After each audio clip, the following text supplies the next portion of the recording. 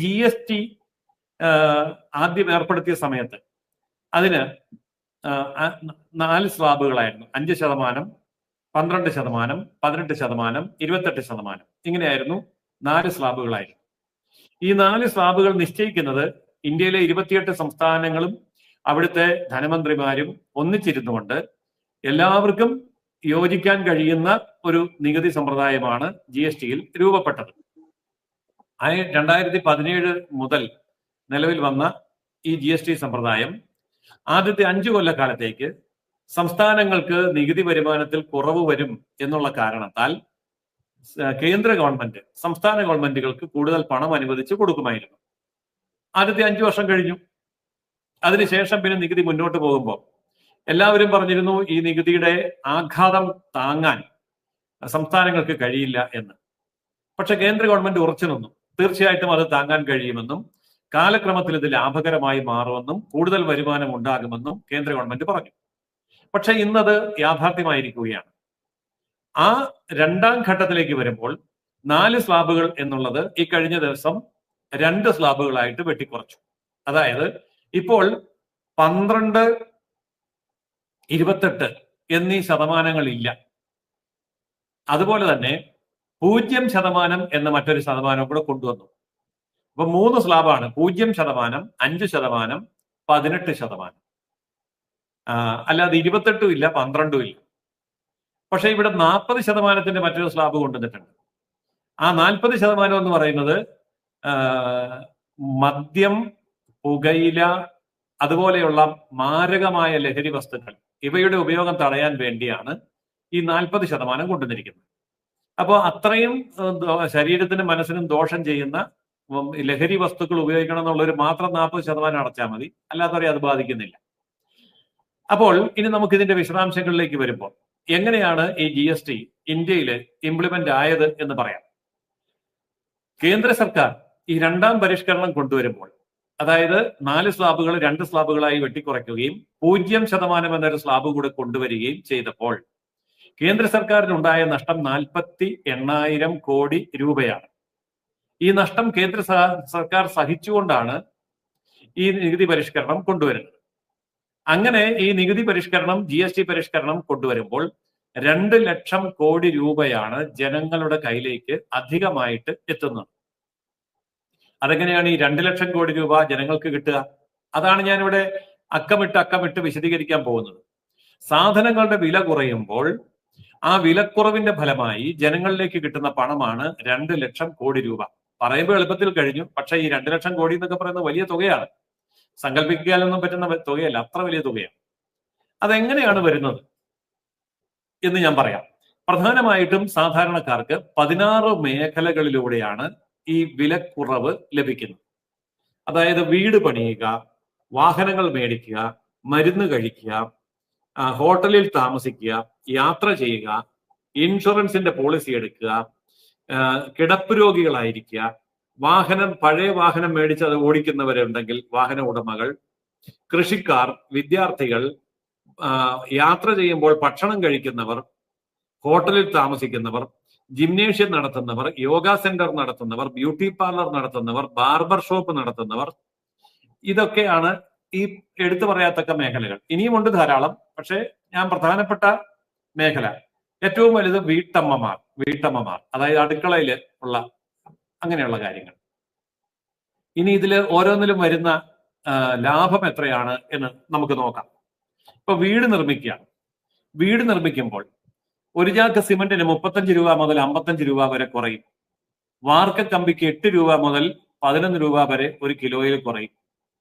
Paint അടിക്കുമ്പോൾ 1 litre പെയിന്റിന് 60 രൂപ വരെ കുറയും. പിന്നെ നമ്മുടെ എംസാൻഡ്, അതുപോലെ തന്നെ കോൺക്രീറ്റ് മിക്സ്, ഇതിനൊക്കെ 28% ഉണ്ടായിരുന്ന നികുതി 18% കുറയും. അപ്പൊ അതനുസരിച്ച് അതും കുറയും. അപ്പൊ ഈ കണക്കുകൾ അങ്ങനെയൊക്കെ വിശദീകരിച്ച് പോയാൽ നമുക്കത് കണക്കൂട്ടിയെടുക്കാൻ പറ്റില്ല. പെട്ടെന്ന് പറഞ്ഞാൽ 3 ബെഡ്റൂമും ഒരു അടുക്കളയും ഒരു ഹാളുമുള്ള 3 BHK എന്ന് പറയുന്ന ഒരു വീട് പണിയുന്ന ഒരാളിന് 2 ലക്ഷം രൂപ മുതൽ 4 ലക്ഷം രൂപ വരെ ലാഭം കിട്ടും. അതായത് സാധാരണ ഒരു മലയാളി ഒരു വീട് 3 മുറിയുള്ള 3 ബെഡ്റൂം ഉള്ള ഒരു വീട് വെക്കുന്ന ആളിന് 2 ലക്ഷം മുതൽ 4 ലക്ഷം രൂപ വരെ കുറവ് കിട്ടും. അങ്ങനെ പറയുമ്പോൾ നമുക്ക് പെട്ടെന്ന് മനസ്സിലാവും. മറ്റൊന്ന് കാറ് മേടിക്കുന്നവര്.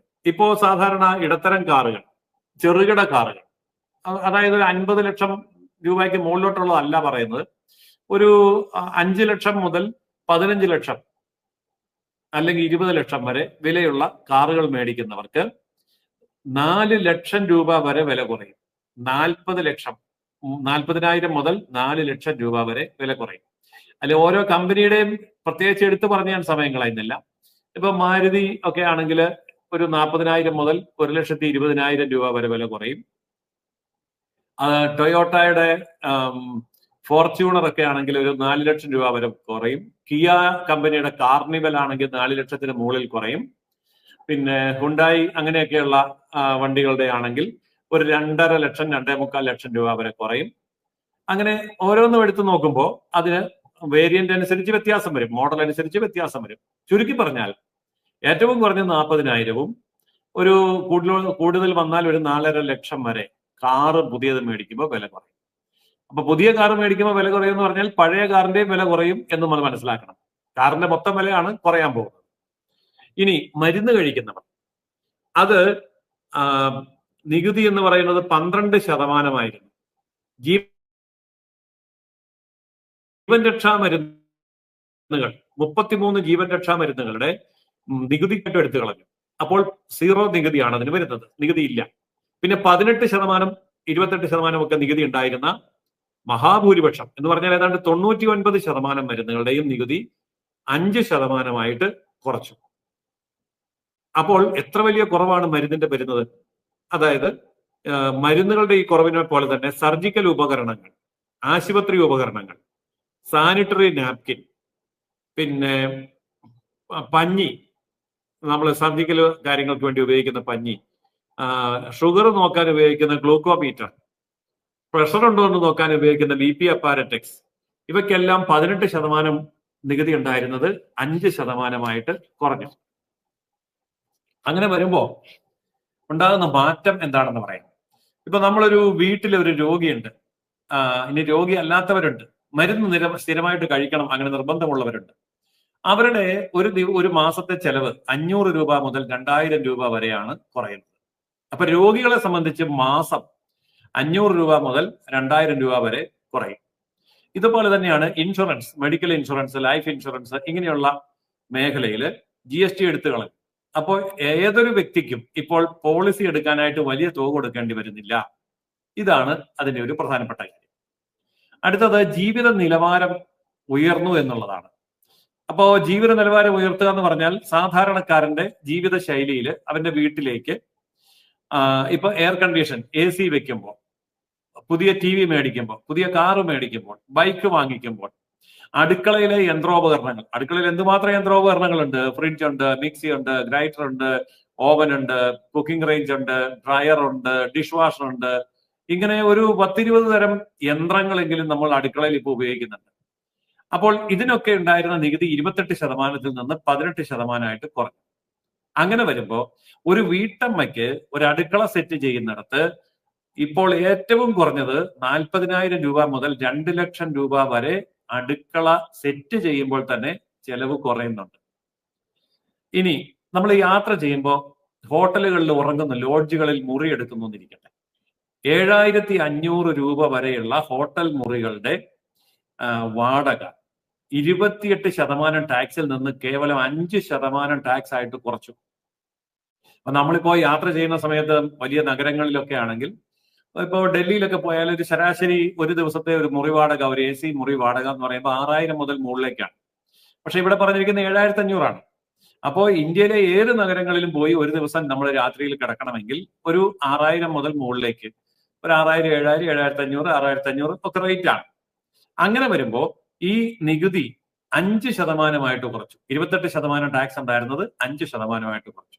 അപ്പൊ നമ്മളൊരു ഹോട്ടലിൽ മുറി എടുക്കുമ്പോൾ ഏറ്റവും കുറഞ്ഞത് 250 രൂപ മുതൽ 2,250 രൂപ വരെയാണ് കുറവ് വരുന്നത്. ഇനിയിപ്പോ ജിംനേഷ്യം, യോഗ സെന്റർ, ഇവരൊക്കെ പോകുന്നവർക്ക് അതിന്റെ ചാർജില് ഇതേപോലെ തന്നെ നികുതി നിരക്ക് 28%-ൽ നിന്ന് 5% കുറഞ്ഞു. ഉദാഹരണത്തിന് ജിംനേഷ്യത്തിൽ പോകുന്നു ഒരാള്, ജിംനേഷ്യത്തിൽ പോകുമ്പോൾ മാസത്തെ അവിടെ കൊടുക്കേണ്ട ചാർജ് 3000 രൂപയാണെന്നിരിക്കട്ടെ. അത് ഇനി 2000 രൂപയ്ക്ക് താഴേക്ക് വരികയാണ്. 5000 രൂപയാണെങ്കിലോ 3000 രൂപയിലേക്ക് വരികയാണ്. ബ്യൂട്ടി പാർലറിൽ പോകുന്നു. ഇപ്പോ ബ്യൂട്ടി പാർലറിലൊക്കെ പോകുന്ന സ്ത്രീകൾക്കറിയാം, ഒരു തവണയൊന്ന് പോയി മുഖംമിനിക്ക് വരുമ്പോൾ ഒരു 500 രൂപയാണ്. ആ 500 രൂപ എന്നുള്ളത് ഇപ്പൊ പെട്ടെന്ന് 400 350 രൂപയായിട്ട് താഴാൻ പോവാണ്. പിന്നെ ഇതൊക്കെ അവിടെ ചെന്ന് പറയണം, എങ്കിലേ അവർ കുറയ്ക്കുള്ളൂ എന്ന് മാത്രം. അതായത് ഇതിന്റെയൊക്കെ നികുതി 5% കുറച്ചല്ലോ, അതുകൊണ്ട് ചാർജ് കുറയ്ക്കുന്നില്ല എന്ന് ചോദിക്കണം. ഇനി മറ്റൊരു മേഖലയിലേക്ക് നോക്കുകയാണെങ്കിൽ കർഷകരെ ഏറ്റവും വലിയ ആശ്വാസം കിട്ടുന്നത് കർഷകർക്കാണ്. അപ്പൊ കർഷകര് വളം, കീടനാശിനി, ട്രാക്ടർ, ജലസേചന ഉപകരണങ്ങൾ, ട്രാക്ടറിന്റെ ടയറ്, ഇങ്ങനെയൊക്കെയുള്ള നിരവധി കാര്യങ്ങൾ അതിന് നികുതി കുറച്ചു. ഈ നികുതി കുറവെന്ന് പറയുമ്പോൾ ഒരു ട്രാക്ടർ പുതുതായിട്ട് മേടിക്കുകയാണെങ്കിൽ 65,000 രൂപ മുതൽ 1 ലക്ഷം രൂപ വരെ വില കുറയും. അതേപോലെ തന്നെ ഇപ്പോൾ ഞാൻ പറഞ്ഞ ഉപകരണങ്ങൾ, ഇപ്പൊ ജലസേചനത്തിന് വേണ്ടിയിട്ടുള്ള ഉപകരണങ്ങൾ, പമ്പ്, പൈപ്പ്, അങ്ങനെയുള്ള കാര്യങ്ങൾ, ഇതിന്റെയൊക്കെ 5% കുറച്ചിരിക്കുന്നത്. 28%, 18%ത്തിലൊക്കെ കിടന്നത് 5%. ചുരുക്കി പറഞ്ഞാൽ ഒരു ഹെക്ടർ ഭൂമിയുള്ള ഒരു കർഷകൻ ഈ ഇനത്തിൽ തന്നെ ഒരു വർഷം 5,000 രൂപ മുതൽ 1.5 ലക്ഷം രൂപ വരെ ലാഭം കിട്ടും ഒരു കർഷകനെ സംബന്ധിച്ച്. അത് ഓരോരുത്തരുടെ ഉപയോഗം ഓരോ രീതിയിലാണ്. അതുകൊണ്ടാണ് ഞാൻ പറഞ്ഞത് ഏറ്റവും കുറഞ്ഞത് 5,000, ഏറ്റവും കൂടിയ രീതിയിലാണെങ്കിൽ 1.5 ലക്ഷം രൂപ വരെ കുറവ് കിട്ടും. ഇനി വാഹനങ്ങൾ പുതുതായിട്ടല്ല, പഴയ വാഹനങ്ങൾ ഉപയോഗിക്കുന്നവർക്ക് സ്പെയർ പാർട്സിന്റെ ടാക്സ് 28% നിന്ന് 18% കുറച്ചു. അങ്ങനെ വരുമ്പോൾ ഒരു ഓട്ടോറിക്ഷ ഒരു കൊല്ലം ഓടിക്കുന്ന ഒരാളിന് സ്പെയർ പാർട്സ് ഇനത്തിൽ വരുന്ന ചെലവില് ഏതാണ്ട് 3,000 രൂപയോളം കുറവ് വരും. ഇത് ടിപ്പർ ലോറിക്കാണെങ്കിൽ 3 ലക്ഷം രൂപ വരെ കുറവ് വരും.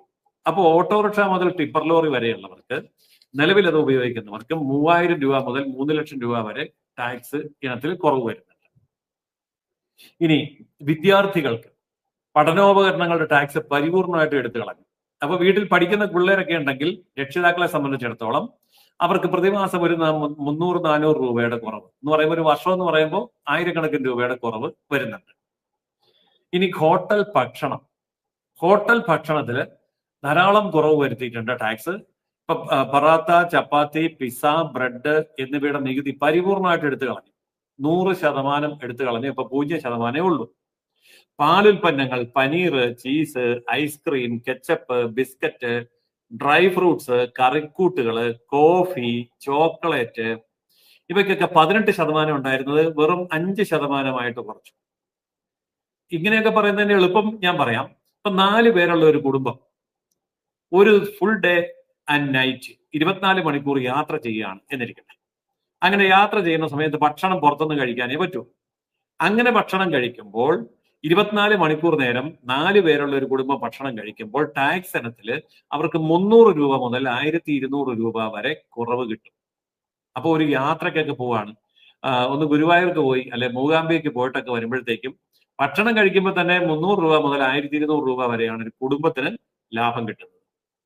അപ്പോ പലപ്പോഴും പലരും ചോദിക്കാറുണ്ട്, ഇതൊക്കെ പറയുന്നതൊക്കെ ശരിയാണ്, പക്ഷേ ഇങ്ങനെയൊക്കെ ചെയ്യുമ്പോൾ സർക്കാരിന് വലിയ നഷ്ടം വരുന്നത് കൊണ്ട് സർക്കാർ ചാർജുകളും സെസ്സുകളും ഇൻഡയറക്റ്റ് ആയിട്ടുള്ള നികുതിയും ഒക്കെ അടിച്ചേൽപ്പിച്ചുകൊണ്ട് ഇത് ഈടാക്കുകയില്ലേ, അല്ലെങ്കിൽ സർക്കാരിന് നഷ്ടം വരില്ലേ എന്ന് ചോദിക്കും. ഇപ്പം കേരളത്തിന്റെ ധനകാര്യമന്ത്രി ബാലഗോപാൽ പറഞ്ഞു, നമുക്ക് 10,000 കോടി കേരളത്തിന് നഷ്ടം വരുമെന്ന് പറഞ്ഞു.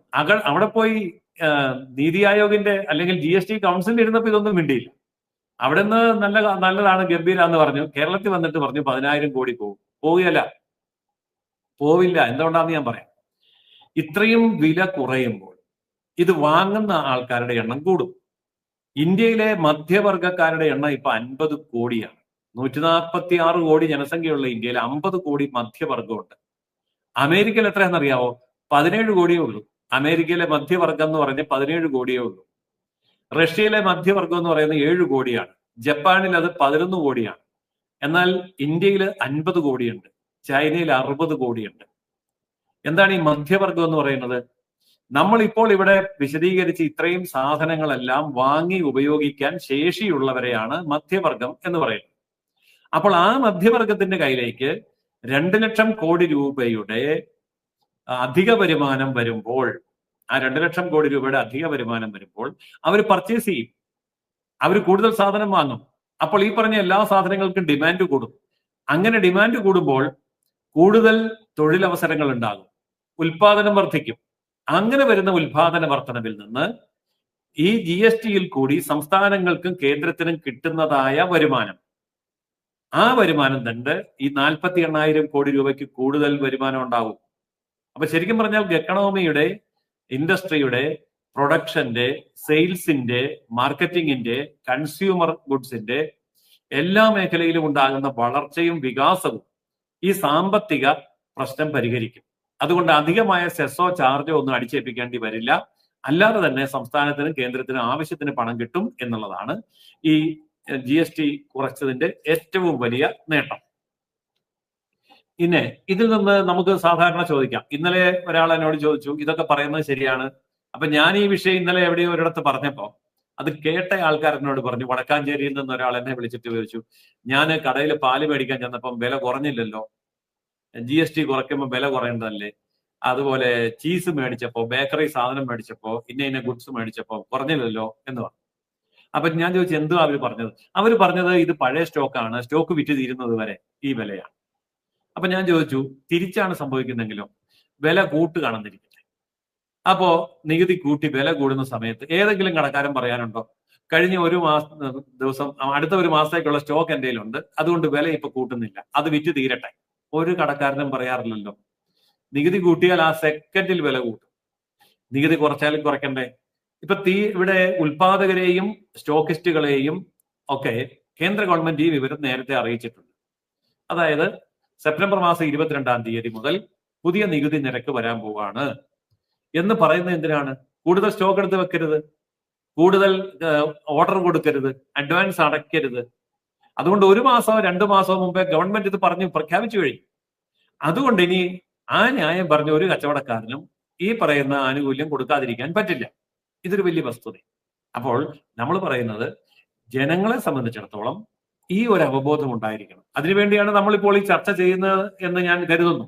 അല്ലെങ്കിൽ ഈ ഒരു വിഷയം ചർച്ച ചെയ്യണമെന്ന് വൈദ്യു എന്നോട് 2 ദിവസമായിട്ട് ആവശ്യപ്പെടുന്നു. സാധാരണ യൂട്യൂബ് ചാനലുകളൊക്കെ പൈങ്കിളി കാര്യത്തിന് പുറകെ പോകുമ്പോൾ ഇത്രയും സീരിയസ് ആയിട്ടുള്ള ജനോപകാരപ്രദമായിട്ടുള്ള, ജനങ്ങൾക്ക് ഓരോ വീട്ടിലും 10,000-കണക്കിനല്ല ലക്ഷക്കണക്കിന് രൂപ വരുമാനം ഉണ്ടാക്കാൻ കഴിയുന്ന ഒരു സബ്ജക്ട് ജനങ്ങളിൽ എത്തിക്കണം എന്നുള്ളതിൽ തീർച്ചയായിട്ടും ഞാൻ ഈ ചാനലിനെയും ബൈജുവിനെ അഭിനന്ദിക്കുകയാണ്. കാരണം ഇത് കേട്ടുകൊണ്ടിരിക്കുന്ന നിങ്ങളിപ്പോ ഇപ്പൊ 21 മിനിറ്റായി, നിങ്ങളൊരു 21-25 മിനിറ്റ് നേരം ഈ ഒരു ചർച്ച കേട്ടാൽ നിങ്ങളുടെ വീട്ടിൽ ലക്ഷക്കണക്കിന് രൂപ ലാഭമാണ് ഉണ്ടാകുന്നത്.